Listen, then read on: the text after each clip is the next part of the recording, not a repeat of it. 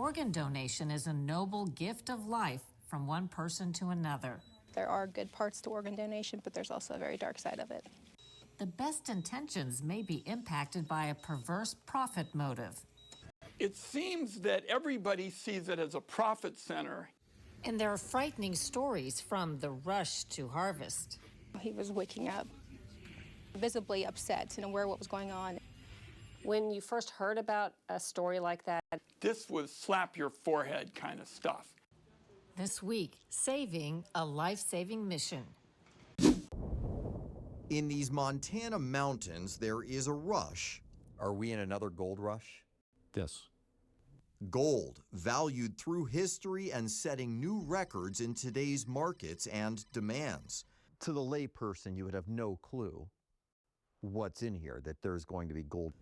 This week, the science that's supporting America's new gold rush. I pledge allegiance to the flag. There's something that seems a little old-fashioned in this Maryland charter school.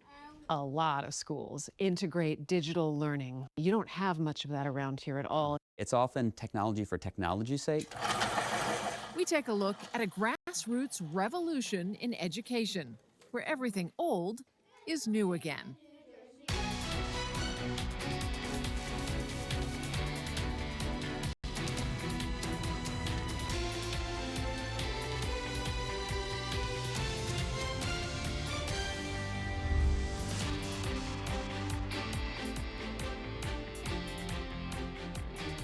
Welcome to Full Measure. I'm Sharyl Attkisson. When it comes to organ donation, there's a natural tendency to focus on the good. But investigations and whistleblowers have exposed a darker reality. Donors rush toward organ removal too soon.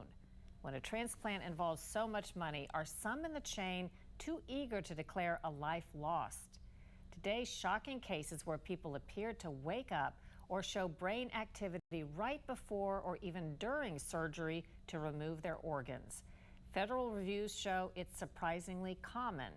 Now there's a focus on fixing the system without losing the life-saving gifts so many still need.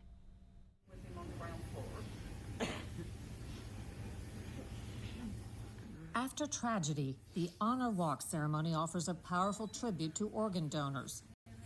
This one last October in Alabama for 18-year-old Kimber Mills. She'd been shot in the head and was taken off life support 3 days later, her heart and lungs given to save lives. Since 1988, more than 500,000 U.S. organ donors have made 1.1 million transplants possible. 170 million Americans are registered donors, yet more than 100,000 people still wait. Organ procurement organizations, OPOs, are nonprofits tasked with managing removal and transfer. But major investigations have exposed disturbing cases involving the gift of life. There are some people that will take advantage of a living person and maybe see them more valuable dead than alive. As an industry insider, Nikki Martin became a whistleblower. She's a former surgical preservation coordinator for Kentucky Organ Donor Affiliates, or CODA. I just wanted to be a part of something that was a way to take something tragic and turn it into something beautiful. Quickly found out as soon as I got involved that was not really the case of what was going on. There are good parts to organ donation, but there's also a very dark side of it.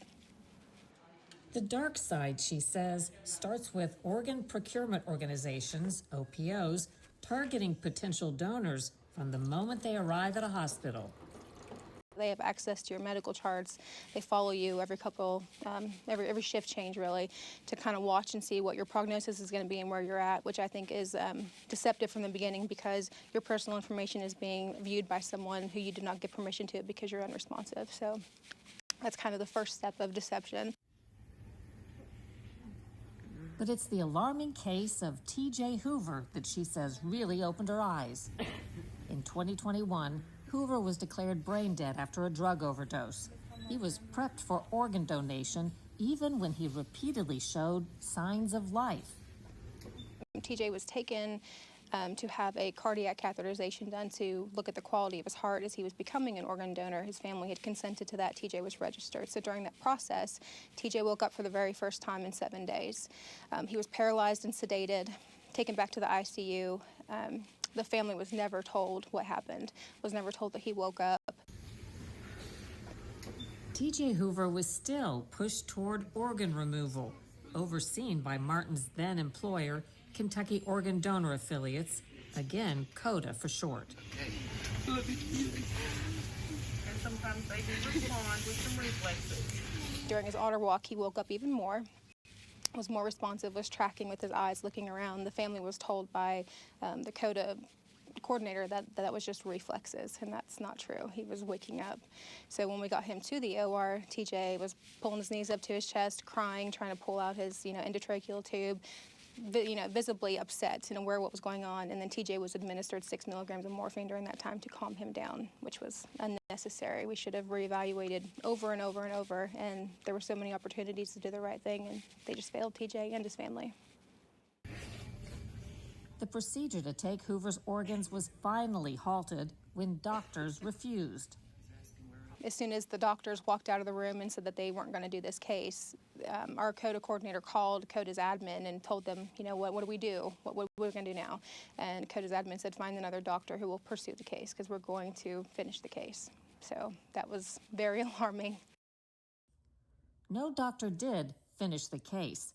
Hoover survived and recovered, though he remains disabled.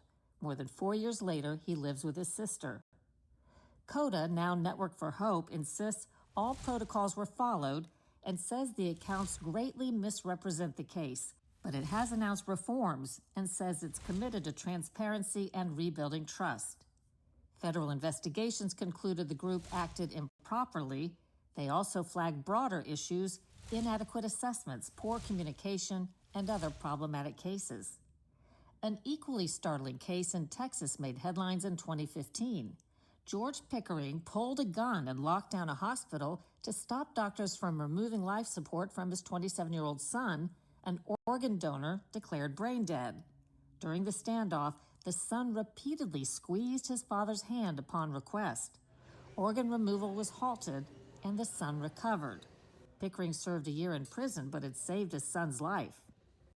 A shocking review by the federal government found in 1 in 3 cases, donors showed signs of life after organ removal began, such as response to pain, crying, or gasping, causing the procedures to be aborted. Martin says pressure to meet metrics can lead doctors to give high doses of opiates. We were pursuing organ donors with a really high GCS, which means that they're awake, they're just not verbal, or, they're sick, but they're not catastrophically ill. They're given opiates. Most of the time it's, morphine dilaudid, things like that. But subsequently, these medications suppress your respiratory drive, and then your heart stops. So basically guaranteeing an organ donor. And that's the scary part. Critics say organ procurement organizations, or OPOs, face heavy pressure to meet metrics set by Medicare and Medicaid, where they get most of their money. But something worrisome happened after a federal rule in 2020. To encourage important pancreas research, the rule lets OPOs count pancreases removed for research, not actual transplants, toward performance scores. That led to an unusual spike. For example, in Kentucky, where TJ Hoover was hospitalized, pancreas removals jumped from 83 in 2021 to 441 in 2022. The committee was forced to issue a subpoena to obtain. Senator Ron Wyden spotlighted that issue in a bipartisan investigation. He notes that pancreas removals for research have quadrupled, inflating transplant metrics for some organ procurement organizations. For example, we've seen something called the pancreata loophole, and this was based on trying to find a way to address the rating system and show that you were giving good quality. And basically all it has done is create skepticism and cynicism because it's made the system less functional.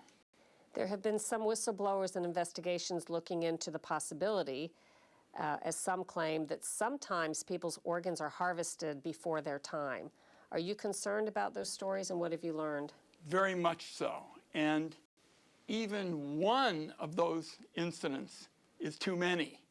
And we're looking at how we might include a way to have more enforcement against those kinds of practices. When you first heard about a story like that, even if it's just one or it could be more, what were your thoughts? This was slap your forehead kind of stuff.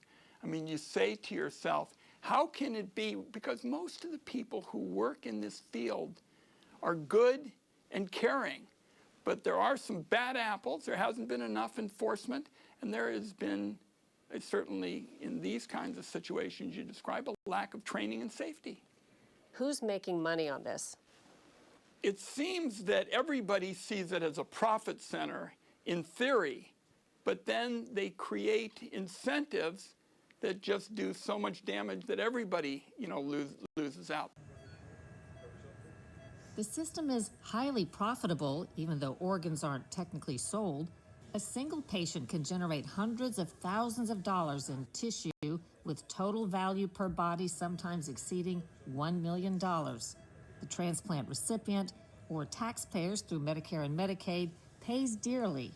Intermediaries, providers, hospitals, and surgeons benefit, while donors and their families get nothing.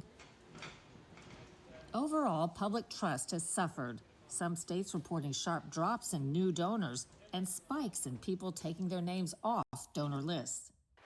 As part of reforms, HHS Secretary Robert F. Kennedy Jr. announced the first time an OPO has been shut down for unsafe practices and ordered all OPOs to appoint dedicated patient safety officers. Our goal is clear. Every American must trust the nation's organ procurement system. Good morning. Chairman Smith, Ranking Member Neal. Last December, whistleblower Nikki Martin testified to Congress. After I came forward as a whistleblower, the Health Resources and Services Administration launched an investigation into my former employer. In just 89 days, there were 103 cases in which the organ donation process was initiated in error. She says it's not about discouraging donating, but building a system people can trust. It's very, very needed, but I think you should always understand what you're signing up for. It should be no different than going to a surgeon and, for like a referral for a knee surgery. You want to know all the ins and outs, the risks and consequences, all the information about what's going to happen and why. Senator Wyden has proposed a bill to force stricter safety standards, tougher penalties, and close the pancreas loophole. So far, it hasn't gone anywhere. The Federal Center for Medicare Services is considering similar rule changes.